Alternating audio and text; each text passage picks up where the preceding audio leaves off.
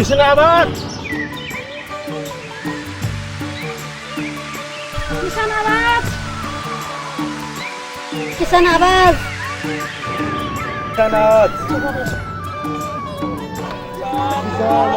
नमस्कार, च्यानल यसको प्रस्तुति किसान आवाजमा स्वागत छ यहाँहरूलाई। आज हामी हार्तीमाता बहुउद्देश्य कृषि फर्मका सञ्चालक श्री विजय कुमार थापा ज्यूसँग गरेको कुराकानी प्रस्तुत गर्दैछौँ। आउनुहोस् हेरौँ उहाँसँग गरेको कुराकानी। नमस्कार। नमस्कार। अहिले नेपालमा मात्रै नभएर विश्व जगतमा नै यो कोरोना भाइरसका कारण विश्व जगतको समुदाय नै अक्रान्त बनेको छ। त्यसमा नेपाल अछुतो छैन। यहाँहरू सबैलाई र हामी सबैलाई मनाउनु भएकै कुरा हो। र यसमा नेपाल सरकारले गरिरहेको अहिले नेपालमा जुन हजुरहरूले प्रत्यक्ष देखिरहनु भएको छ, हामीले पनि गरिरहेछौँ, हेरिराखेका छौँ। यो पास हुने व्यक्तिलाई चाहिँ कोरोना नलाग्ने, पास नहुनेलाई चाहिँ लाग्ने, पास हुनेले चाहिँ नलाग्ने र आम नेपाली किसानहरू चाहिँ बेसी जस्तो मार्गमा पर्न त अरू व्यवसायहरू पनि परे, तर धेरै जस्तो कृषि व्यवसाय गर्ने दाजुभाइ दिदीबहिनी, कृषक कर्म गर्नेहरू परे। यहाँको भनाइ राख्दैन न, के छ? यो असाध्यै महत्त्वपूर्ण हजुरले कुरा राख्नुभयो। म हाम्रो नेपाली दाजुभाइ तथा दिदीबहिनीप्रति पहिले सुरुमा त यो कोरोना कहरलाई जित्नको निम्ति लडाइँ लडिरहनु भएको छ। यो लडाइँमा सफल होस् भन्ने म हार्दिक कामना गर्दछु र मृतकहरूप्रति हार्दिक श्रद्धाञ्जली अर्पण गर्न चाहन्छु। र जति सङ्क्रमित हाम्रा बिरामीहरू छन् त्यो बिरामीहरूको यथाशीघ्र स्वास्थ्य लाभको कामना गर्दछु। र तपाईँले भन्नुभएको जुन एउटा प्रश्नको उत्तर म छोटो तरिकाले के भन्छ भने, नेपालको सन्दर्भमा हेर्ने भने नेपालमा राष्ट्रिय स्तरको नेता देखिएन, राष्ट्रवादी नेता देखिएन। अहिले जुन तरिकाले यो कोरोनाबाट ग्रसित भइरहेको छ, यहाँले भन्नुभयो जुन पास हुने मान्छेलाई कोरोना नलाग्ने, पास नहुने मान्छेलाई कोरोना लाग्ने, यो प्रवृत्ति हाबी भएको निश्चित हो। यो के त भन्दाखेरि नेपाल सरकारको अक्रमण नेताको उपज हो। यो जसको बल उसको चाहिँ नि पावर, उसको पावर त्यहाँ सम्मिलित हुने भयो। मसँग कोही पावर छ भने मैले पास पाउने भयो, मलाई कोरोना लाए पनि लागेको छैन भनिदिने भयो। कोरोना नलाए पनि लाएन पनि लाए नलाए जे भए पनि एउटा साधन भएपछि नेपालभरि जहाँ पनि कुद्नु पाइने भयो। अनि कोरोनाको भाइरस त्यो व्यक्ति हो कि अब को हो त? यहाँ हजुरको जो पास हुने मान्छेले नै, जसले पास वितरण गर्ने नेपाल सरकारको जुन निकायहरू छ, उहाँहरूले चाहिँ खास पास चाहिँ कृषक वर्गलाई दिनुपर्ने र जरुरी काम भएको मान्छेलाई दिनुपर्ने। यहाँ त पास भिरेर कतिपय मैले पनि देखेँ, उहाँहरू चाहिँ रक्सी खाइरहेको, तास खेलिरहेको, नेपाल सरकारको छाप लागेको पास भिरेर यो देखियो। कृषक वर्गहरू चाहिँ पास नभएर आफ्ना गोलमेराहरू, फर्सीहरू, काउलीहरू, आफूले उत्पादन गरेको चिजहरू चाहिँ पास बिना बारीमै कुहिन बाध्य भए। यो तपाईँको राज्यले चाहिँ पास दिएको छ भनेर किसानलाई भन्छ, तर किसानले पास चाहिँ पाएको छैन। स्वतन्त्र रूपले कृषकले चाहिँ आफ्ना सामान, उत्पादन सामानहरू चाहिँ बजारमा व्यवस्थापन गर्न पाएको छैन। यस्तो पनि हुन्छ र सरकार भनेको? सरकारले त किसानलाई चाहिँ प्रोत्साहन गर्नुपर्ने होइन र यो अवस्थामा के छ यहाँको भनाइ? यो सरकारको दृष्टिकोणप्रति म आपत्ति जनाउँछु। यो कृषकहरूको चाहिँ जुन अपहेलना भएको छ, म आफैले भएको अनुभव यहाँलाई म स्पष्ट पार्न चाहन्छु। म भारती माता बहुउद्देश्य कृषि फर्मको एउटा मालिक हो। मेरो फर्म छ बङ्गुर फर्म, ललितपुर जिल्लाको गदवारी नगरपालिका वार्ड नम्बर 6 मा बङ्गुर फर्म छ। म लकडाउनकै अवधिमा म 2 पटक त्यहाँ पुगेँ।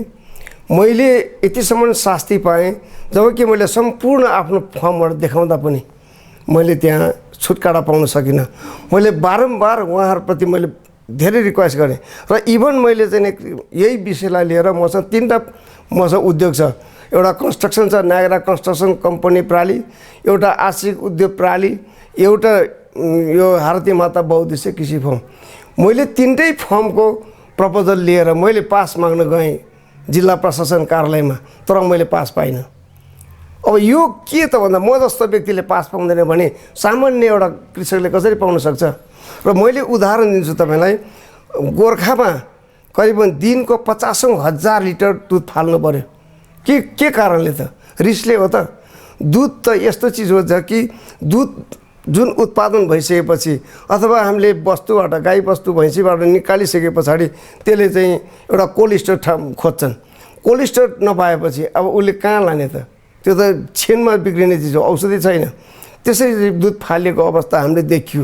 र यहाँ हाम्रो चाहिँ टाढा चितवनमा भएको कृषकहरूले के गरे त भन्दा आफ्नो उत्पादन भएको सम्पूर्ण फलफुल खेती, अब यहाँ तरकारी खेती सम्पूर्णमा चाहिँ अब उनीहरूले आफैले फाल्नु पऱ्यो र त्यहाँ ट्र्याक्टर लगाएर जोत्नु पऱ्यो।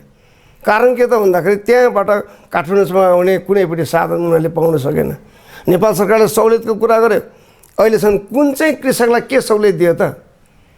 उनीहरूको पहुँचभित्र पर्नेलाई जहाँ उसले आफ्नो मान्छे छ त्यहाँ पुगेको छ। त हामी जस्तो कृषकले पाउन सक्दैन र तल्लो स्तरका कृषकले त कहाँ पाउन सकिन्छ? यही हो सबभन्दा चाहिँ दुःखको कुरा। अहिले सबभन्दा हुनु त सबैलाई त्यो प्रभाव नपरेको होइन, सम्पूर्ण नेपाली जनतालाई यो प्रभाव त परेकै छ। तर पनि विशेष गरेर जुन कुरा उत्पादन भयो त्यसलाई तुरुन्तै बिक्रीमा लान सकेन भने त्यो त अब सबै कुहिएर जाने कुरा भयो, सडेर जाने कुरा भयो। यस्ता कुरालाई सरकारले ध्यान दिएन। यहाँ तपाईँको कर चाहिँ तिर भन्ने, कर तिर्न चाहिँ आइज भन्ने, अनि काम चाहिँ गर्नु नदिने, कस्तो खालको सरकार रहेछ त हाम्रो नेपालमा? तपाईँहरू त त्यही पार्टीको मान्छे पनि हुनुहुन्छ, यहाँहरूले कुरा राख्नुहुन्न आफ्नो पार्टीमा, सरकार चाहिँ आफ्नो कुरा राख्नुहुन्न। यो एकदम गम्भीर कुरा हो। म नेकपाको एउटा सदस्य हो। म भूमिहीन सुकुम्बासी सङ्गठनको म केन्द्रीय एउटा चाहिँ सदस्य हो। त्यति मात्रै होइन, म पदाधिकारी टिमको मान्छे हुँ। मैले बारम्बार सरकारलाई भन्ने कुराहरू मैले नभनेको होइन। यहाँ के छ भन्नुलाई भने जसको अघि मैले भने जसको चाहिँ हातमा बलियो आधारहरू छ, त्यो आधार भएको मान्छेले जसले नेतालाई चाहिँ पहुँच पुर्याउन सक्छ त्यसले जम्मै कुरा पाउन सक्छ। तर हामी जस्तोले पाउन सक्दैनन्। यो यसरी चाहिँ तपाईँ बुझ्नुभयो हुन्छ।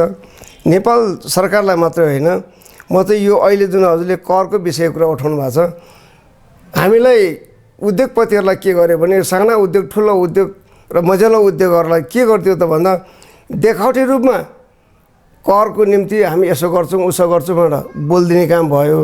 त्यो सामान्य बोलिदिने काम मात्रै भयो। त एउटा घरभित्र थुनेर हामीलाई कर अहिले उठाउँदैछ। हामी कुनै पनि हाम्रोमा, मेरो मात्रै होइन, नेपालमा जति पनि उद्योगपतिहरू छ उनीहरूले आफ्नो उद्योग धन्दाहरू सञ्चालन गर्न सकेका छैन। कर कहाँबाट ल्याएर तिर्ने? ढोका लगाइदिएर साँचो लगाइदिएर ल कर तिर्न जा भन्दा कहाँबाट ल्याउने? यसमा दोष चाहिँ म नेपाल सरकार र मुख्यतः अहिलेको चाहिँ नि अर्थमन्त्री। यो अर्थमन्त्री रहन्जेलसम्म हाम्रो पार्टीले सुख पाइन्न र देशले सुख पाइन्न। पहिलो त पार्टीलाई मैले चाहिँ भन्दैछु, किनभने पार्टीमा न यो पार्टीका चाहिँ एउटा वफादार, एउटा चाहिँ इमान्दार, यो धेरै चाहिँ नि पार्टीप्रतिको ठुलो योगदान दिने मान्छे होस्, त्यत्तिकै ठप्पक टिपेर ल्याएर राखेको यो अर्थमन्त्री हो। यो अर्थमन्त्री रहन्जेलसम्म नेपालमा कुनै पनि उद्योग व्यवसाय र अरू चाहिँ नि साथीहरू, कृषक भयो, उद्योग व्यवसाय भयो, अरू सानसाना कल कारखाना भयो, कसैलाई पनि उसले हित चाहेको छैन, हित पनि हुँदैन।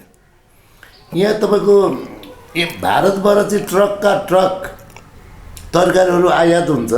नेपाली किसानले उत्पादन गरेको एउटा जिल्लाबाट अर्को जिल्लामा लाँदा सबै तरकारी चाहिँ फालियो हाम्रो सिडिओ साहेबकै निर्देशनमा भन्ने कुरा आएको छ, नगर प्रमुखको निर्देशनमा फालियो भन्ने कुरा आएको छ।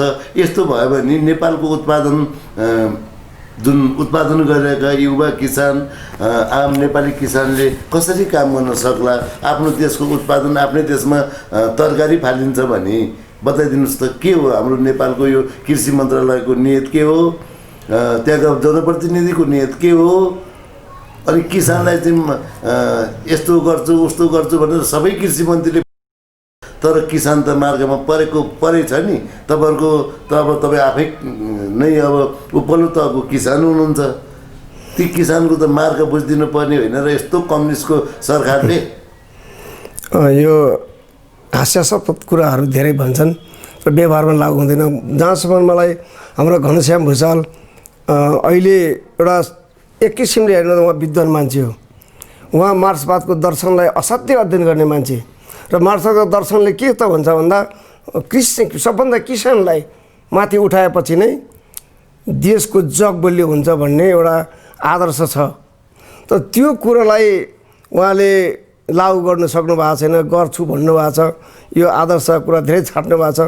मलाई जहाँसम्म लाग्छ यहाँले भन्नुभएको जस्तै हामीले आँखाले देख्यौँ, एक दुईवटा टिभीमा देखेको थियौँ, मैले समाचारमा देख्यौँ, चितवनबाट धेरै ट्रकहरू सामान पुगेको थियो पोखरामा। त्यहाँका सिडिओ साहब र त्यहाँका मेयरले त्यो फाल्नलाई एक किसिमले च्यालेन्ज गरेकै हो, मान्नुपर्छ।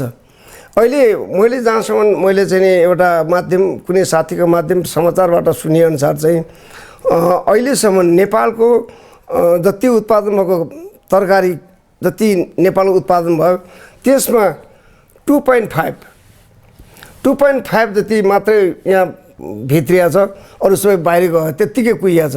भन्नु चाहिँ के छ भन्दाखेरि उनीहरूले 48% अथवा 48% तरकारीहरू चाहिँ इन्डियाबाट आएको छ, अरू नेपालबाट नै उत्पादन भएको खपत भएको छ भनिएको छ। तर त्यो होइन, यथार्थमा 85% 85% इन्डियाबाट आयात भएछ। नेपालको कुनै पनि तरकारी बजारमा आएर बिक्री गर्न सकेको छैन। कारण के भइदियो भने त्यहाँको बिचौलियाहरूलाई कमिसनको चाहिने एउटा ठुलो महत्त्वाकांक्षी बोकेका हुन्छन्, तिनीहरूलाई त्यो ठाउँमा पुग्नु सकेन। बिचौलियाको कमजोरीले गर्दाखेरिमा आज कृषकहरूले यो हालत यो चाहिँ दुःख भइरहेछ। यहाँ बिचौलियाको माहौल छ, बिचौलियाकै सबभन्दा बलबल चल्छ। त्यो बिचौलियाले जुन भाउ राख्थ्यो त्यही भाउ चाहिँ कृषकले मान्नुपर्ने हुन्छ। यो के त भन्दाखेरि कृषि बजार कृषकहरूको लागि कृषि बजारको व्यवस्थापन नहुँदाखेरि यो अवस्था सृजना भएको हो। जबसम्म नेपालमै स्वदेशमै उत्पादन भएको स्वदेशी तरकारीलाई प्रोत्साहन दिँदैन, यसलाई मान्यता दिँदैन, तबसम्म कृषकले उत्पादन गरेर कृषक धनी हुन्छु, कृषकले चाहिँ यो व्यवसायमा ठिक छ भनेर एउटा महत्त्वाकांक्षी कुरा बोकेर हेर्नु बेकार छ।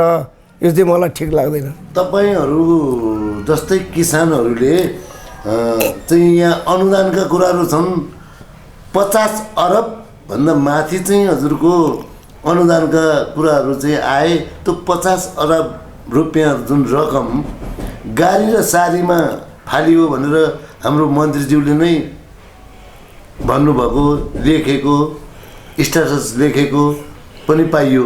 त गाडी र सारीमा हाल्ने हो त किसानको जुन अनुदानको रकम। अनि चाहिँ तपाईँको भूमि नै नटेकेको मान्छे किसान हुने, अनि त्यो चाहिँ यो बिचौलिया भन्ने चाहिँ को रहेछ? आम नेपाली किसानहरूले पनि बुझ्नेछन् यो बिचौलिया भन्ने चाहिँ को? पहिले सुरुमा यही यसैमा जाउँ। बिचौलिया, यसलाई दलाल पनि भन्छ। यो बिचौलिया भन्ने शब्दलाई मैले भन्दाखेरि नेपालको सबै किसान वर्गको हितको होइन, यसको अहितको निम्ति यिनीहरू अगाडि बढ्ने एक किसिमको पिसाचु हो र यसले रगत चुसेर अघाउने पिसाचु भन्छ यसलाई म। हामी मेहनत गर्ने जति किसानहरू हुन्छ, हाम्रो किसान जति पनि हामीले आफ्नो किसान गरेर आफूले चाहिँ उत्पादन गरेका जति सामानहरू, जति हाम्रो उत्पादन गरेका वस्तुहरू हुन्छ, त्यो भूमि नै नटेक्ने मान्छे पनि किसान हुन्छ। यो मैले त्यहीँनिर आउनु खोजेको छु। यो किसानहरूलाई रगत चुसेर यो ढारिएर बस्ने जुन बिचौलियाहरू छ, यो बिचौलियाहरूले धेरै चाहिँ गुड्डी लगाउँछ, धेरै गफ लगाउँछन्। यो धेरै कुराहरू उनीहरूको ठुलो हुन्छ। अहिले हजुरले भन्नुभयो भने जब भूमि नेपालको भूमि टेकेको छैन, यो भूमिमा उसको पाइला टेकेको छैन, ऊ हिँड्दाखेरि पनि गाडीमा हिँड्छ, उसको गाडीबाट उत्रिने बित्तिकै उसको चाहिँ रातो कार्पेटतिर पुगेको हुन्छ खुट्टा। औ यहाँ के त भन्दाखेरि जसको बल उसको धन भएको छ, जसको बल हुन्छ त्यसको धन भएको छ। कृषक बनेर उनीहरू नै अगाडि बढेको छ। बल त चाइनाको राष्ट्रपति चाहिँ चाइनाको राष्ट्रपतिज्यू चाहिँ तपाईँको किसानको खेतमा गएर किसानका समस्या के हो भनेर बुझ्नुहुन्छ।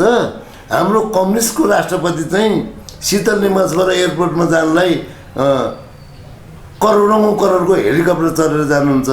अनि यहाँ त्यसरी किसानको हित होला त? यो मैले यही जुदाउनुहोस् त दुईवटा, राष्ट्रपति र हाम्रो नेपालको राष्ट्रपति। यही हो मैले तपाईँलाई अब भन्न लागेँ। जबसम्म नेपाली जनताको बिचमा अघि पहिले सुरुमै भनेको छु, राष्ट्रवादी नेता जन्मिँदैन भने, हामी सम्पूर्ण नेपालीको बिचमा राष्ट्रवादी नेता जन्मिएनन् भने यो अवस्था सयौँ वर्ष, त्यस्तो अनगिन्ती वर्ष जान्छ। चाइना कहाँबाट कहाँ पुगेको छ। चाइना पनि 1950 कोही हाराहारीमा ऊ स्वतन्त्र भएर माथि गएको। उसको चाहिँ आन्दोलन 1950तिरै उसले चाहिँ स्वतन्त्र बनाएर आफ्नो काम सुरु गरे हो। आज कहाँ पुग्यो चाइना? नेपाल पनि 1950तिरै नेपाल आफ्नो ठाउँमा उभिसकेको छ। त्यतिखेर खोइ त नेपाल अहिले त्यही ठाउँमा छ, चाइना कहाँ पुग्यो? यहाँ के छ भन्दा सबभन्दा पहिले आफू भन्ने सोच्छन् यहाँको नेता। पहिले आफूलाई सोच्छन् अनि त्यसपछि मात्रै आफू खाइसकेर अगाएपछि मात्रै अनि पर सोच्छन्। यो नीतिमै गडबड रहेछ कि जस्तो पनि आवाज भएको छ हामीलाई पनि, हजुरहरूलाई पनि। जस्तो कृषि मन्त्रालय, भूमि मन्त्रालय, सिँचाइ मन्त्रालय फरक फरक छन्। यस्तो गरेर पनि होला त अनि कृषिको विकास? यो पात्रहरू आफ्नो जुन आफूले उत्पादन गरेका पात्रहरूलाई तत्त ठाउँमा स्थापित गर्नको निम्ति बाँडफाँड गरेका मन्त्रालय हो यो। नत्र एउटा मन्त्रालय, एउटै मन्त्रालयको संरचनाभित्र सबै मन्त्रालय अट्छ। यसलाई धेरै मन्त्रालय बन्नुपर्ने जरुरी नै छैन। यो पात्रहरूलाई त्यो ठाउँमा राख्दा ठिक हुन्छ भन्ने हेतुले नेताहरूले त्यो काम गरेको हो र यो ढङ्गले अगाडि बढ्न सक्दैन नेपाल। नेपालमा मैले सुरुदेखि अहिलेसम्म भन्दै आएको छु, हाम्रो प्रधानमन्त्री केपी शर्मा ओली उहाँले धेरै दुःख कष्ट गरेर आउनुभएको, तर उहाँले त्यो ठाउँमा पुग्ने बित्तिकै बिर्सिनु भयो। हाम्रो प्रचण्ड कमरेड पनि कति दुःख गरेर आउनुभएको छ लगभग सबै जनतालाई थाहा छ, देश विदेशी सबैलाई थाहा छ। उहाँले पनि त्यो ठाउँमा बिर्सिनु भयो। र यो ठाउँ नै यस्तो भन्ने होइन कि मान्छे यस्तो हो। राष्ट्रवादी नेता बनेको छैन, राष्ट्रवादी नेता जन्मिएको छैन। जहिलेसम्म राष्ट्रवादी नेता जन्मिँदैन तर राष्ट्रवादी नेता बन्दैन तबसम्म नेपाली जनताले दुःख पाउने यतिकै हो। राष्ट्रवादी नेतै ठानेर त जनताले दुईटैको बहुमत दिएको होला नि त। यो एक किसिमले हेर्ने भने हामी नेपाली जनताभित्र पनि महत्त्वाकाङ्क्षी बनेको छ। महत्त्वाकाङ्क्षीका उसले गर्दा आज हामी यो अवस्था भोग्नु परेको छ। नेता को हो त? देश र जनताको निम्ति खास जनतालाई मुक्ति दिने, देशलाई मुक्ति दिने, विकासको लागि एउटा मूल फुटाउने खालको नेता को हो त भने नचिन्नु नै ठुलो कुरा भयो। यहाँ चिन्नुपर्ने चिन्नु सक्ने जनताले। र आज दुईटैको उपज यही हो। आज के भयो त दुईटै हो। एक दुईवटा कुरामा म तपाईँलाई एउटा राष्ट्रिय कुरा पनि गर्छु, राष्ट्रियताको कुरा पनि गर्छु। एउटा कुरा गरेको छ त्यो राम्रो पक्षलाई राम्रो पनि भन्नुपर्छ। यसलाई गगन थापाले पनि राम्रो तरिकाले बोलेको छ। गगन थापा जस्तो मान्छेले पनि, म खालि काङ्ग्रेसको कुरा विपक्षीय कुरा गर्दैछु, अरूले पनि बोले होला यस्तो कुराहरू। र जुन कुरा अहिले चाहिँ लिपुलेख र लिम्पियाधुराको बिचमा जुन एउटा योभन्दा चाहिँ अब भन्नुहोस् लगभग चाहिँ यति लामो समय अब 1662देखि आजसम्म 1616देखि 1816देखि लिएर अब अहिलेसम्म यहाँ आउँदाखेरिमा लिम्पियाधुरा र लिपुलेखको विषयमा भारतलाई यस्तो किसिमको जवाफ दिन सकेका थिएन। जबकि एउटा सदनभित्रबाट एकजना प्रधानमन्त्रीले आफ्नो हिम्मतका साथ भारतलाई दबाब हुने गरी बोलिदियो। यसलाई चाहिँ सराहनीय कुरा बोल्नुपर्छ, यसलाई राम्रो कुरा बोले हो। तर त्यो बाहेकका अरू कुरा कुनै पनि राम्रो छैन। नेपाल सरकारबाट अहिले चाहे चाहिँ तपाईँको कृषिकै कुरा गर्नुहोस्, चाहे उद्योगको कुरा गर्नुहोस्, चाहे यातायातको कुरा गर्नुहोस्, चाहे मजदुरको कुरा गर्नुहोस्, चाहे सुकुम्बासीको कुरा गर्नुहोस्, कुनै पनि कुरामा नेपालको जनतालाई हित हुने खालको काम भएको छैन। यहाँहरूले जुन कृषि कर्म गर्दै आउनुभएको छ, यहाँहरू जस्ता कृषकहरूलाई राज्यले सहुलियत ऋण दिने के कस्तो व्यवस्था गरेको छ? यहाँहरूकै सरकार पनि छ। आम किसानहरूले कुनै पनि ब्याङ्कले यो सहुलियत गर्छ दिनै दिएन भनेर किसानहरू आन्दोलित भएको छन् र अनुदान पनि दिँदै दिएन भनेर किसानहरू आन्दोलित भएका छन्। यो बताइदिनुहोस्। कृषकको निम्ति एउटा दुःखदको कुरा हो यो। तर अहिले यो सरकारबाट जुन किसिमको बजेट छुट्याइएको छ, भूमि ब्याङ्क छ, त्यस्तै चाहिँ कृषि विकास ब्याङ्क, नेपाल लिमिटेड ब्याङ्क, राष्ट्रिय वाणिज्य ब्याङ्क, यी लगायतका ब्याङ्कहरूबाट मुख्यतः कृषकहरूलाई सहुलियत दिने नै भनेर सहुलियत ऋणको व्यवस्था गरेको छ, 3% ब्याजको व्यवस्था गरिदिएको छ। अनुदानको हिसाबमा हेर्ने भयो भने चाहिँ अनुदान योभन्दा अगाडि, अब योभन्दा पछाडि कस्तो हुन्छ मलाई थाहा छैन, योभन्दा अगाडिको जुन अनुदानको कुरा गरियो यो अनुदान सीमित व्यक्तिले मात्रै पाइयो, सीमित व्यक्तिले मात्रै पाउँदो रहेछ भन्ने कुरा बुझियो र यो एकदम खाडिएका कृषकहरूले यो पाउन सकेनन्। यो दुःखद कुरा हो, पाएको छैन, दुःखद कुरा हो। र अब आउने जुन कृषकहरूको निम्ति चाहिँ अब एउटा उज्यालोको एउटा मिरमिरे फेरि अब चाहिँ आउँदैछ कि भन्ने लाग्छ। अहिलेको कृषि मन्त्रीले 2-4 ठाउँमा गएर बोलेका कुराहरू सुन्दाखेरिमा, जबकि कुनै पनि एउटा सभा सम्मेलन अब उसले इन्टरभ्यू दिँदा मिडियामा आउँदाखेरिमा उसले राम्रै खालको चाहिँ अभिव्यक्ति दिए हुनाले मलाई चाहिँ आशा छ हाम्रो अहिलेको वर्तमान कृषि मन्त्री घनश्याम भुषालजीलाई म धन्यवाद दिन चाहन्छु। अहिले उहाँबाट पनि भएन भने म अरूबाट होला भन्ने पनि लाग्दैन। यो कृषक अब आउने जति पनि कृषकहरूलाई केही हुन्छ भन्ने लाग्छ मलाई। हामी अन्तिम चरणमा आइसकेको छौँ। अन्तिममा बताइदिनुहोस्, देशैभरिका कृषि कर्म गर्ने किसानलाई यहाँको भनाइ केही छ कि राखिदिनुहोस् अन्तिममा। मैले यसमा अलिकति म जोड्छु। पहिले कुरा त नेपालमा 60देखि माथि 70देखि तल 60 लाखभन्दा माथि 70 लाखभन्दा तलको बिचमा भूमिहीन सुकुम्बासीहरूको बस्ती छ। नेपाल यसै पनि गरिबमाथि पनि महागरिब भएर सुकुम्बासी छन्। ती सुकुम्बासीको व्यवस्थाको निम्ति नेपाल सरकारको पटक 13वटा चाहिँ 14वटा आयोगभन्दा पनि अहिलेसम्म कसैले भूमिपति बन्न सकेका छैन, भूमिहीन नै छ। यसको लागि अहिले वर्तमान सरकारले अति भर्खर जेठ 3 गते अहिले भूमि समस्या समाधान आयोग गठन गरेको छ। यसले नै भूमिहीन सुकुम्बासीलाई पनि जग्गा वितरण गर्ने भन्ने खालको एउटा अभिव्यक्ति आएको छ। अस्ति हामीले एकपटक आयोगको अध्यक्ष लगायत साथीहरूसँग बसेर छलफल गऱ्यौँ। उहाँहरूको भनाइ के छ भन्दा सबै सुकुम्बासीहरूलाई हामी जग्गा वितरण गर्छौँ र भूमिपति बनाउँछौँ भन्ने खालको अभिव्यक्ति उहाँहरूबाट पाएको छ। यो सँगसँगै सबभन्दा पहिले त मेरो चाहिँ आफ्नो दृष्टिकोण के छ भन्दा नेपाल एउटा कृषि प्रधान देश भनेर हामीले भन्दै आछौँ, सुन्दै आछौँ। कृषि प्रधान देश बन्नका निम्ति सबभन्दा पहिले बेरोजगार रहेका युवाहरू र सुकुम्बासी साथीहरूलाई कृषिमा लगनशीलता बनाउनु पर्यो।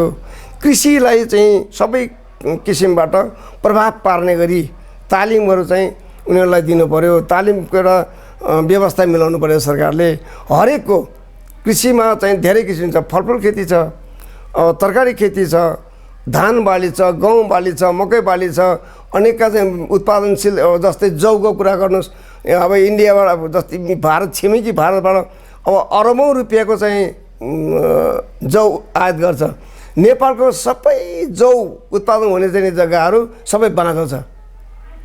यो के भएको त भन्दाखेरि नेपालमा कृषिको लागि खास कृषिमै भर पर्नुपर्छ र कृषिमा नै यिनीहरूलाई ध्यान आकर्षित गराउनुपर्छ भन्ने खालको नेपाल सरकारको सिद्धान्त अलि मिलेन। नीति त्यहाँ पुर्याउनु पर्यो, ती नीति त्यहाँ पुगेको छैन।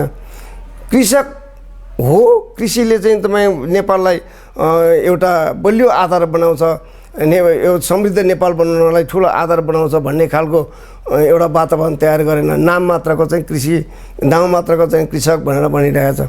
यसलाई अलिकति माथि पुर्याउनु निम्ति सबभन्दा पहिले सबै किसिमको कृषि सम्बन्धी सबै तालिमको व्यवस्था हुनु पर्यो, अनुदानको व्यवस्था हुनु पर्यो, सहुलियत ऋणको व्यवस्था हुनु पर्यो। विभिन्न खालको अब जनावर पनि विभिन्न छन्, जस्तै बङ्गुर, बाख्रा, उन्नत जातको बाख्रा छ, उन्नत जातको गाई छ, उन्नत जातको बङ्गुर छ, उन्नत जातको भैँसी छ। अब सबै खालको चाहिँ जनावरहरूलाई पनि दृष्टिगत गरेर यसलाई उत्पादनशील तरिकाले तालिमको व्यवस्था गरिदिनु पर्यो र सरकारले सहुलियत ऋणको व्यवस्था गरिदिनु पर्यो। यसले नै केही टेवा पुग्छ। हस्, यहाँले अमूल्य आफ्नो समय दिनुभयो। यहाँलाई धेरै धेरै धन्यवाद साथ बिदा हुन्छु। हस्त नमस्कार। नमस्कार। म हाम्रो सबै नेपाली कृषक दाजुभाइ तथा हाम्रा सम्पूर्ण दाजुभाइ दिदीबहिनीहरूलाई मेरो यही कार्यक्रम मार्फत अब आउने दिनहरूमा पनि यहाँहरूको चाहिँ नै पक्षमा केही बोल्ने मौका पाओस्। धन्यवाद। नमस्कार। दर्शकवृन्द, भर्खरै हामीले हेऱ्यौँ हात्तीमाता बौद्धिक कृषि फर्मका सञ्चालक श्री विजय कुमार थापाज्यूसँग गरेको कुराकानी। कार्यक्रम कस्तो रह्यो प्रतिक्रिया पुर्याइदिनु होला। कार्यक्रम हेरिदिनु भयो, धेरै धेरै धन्यवाद। हस्त नमस्कार। किसान आवाज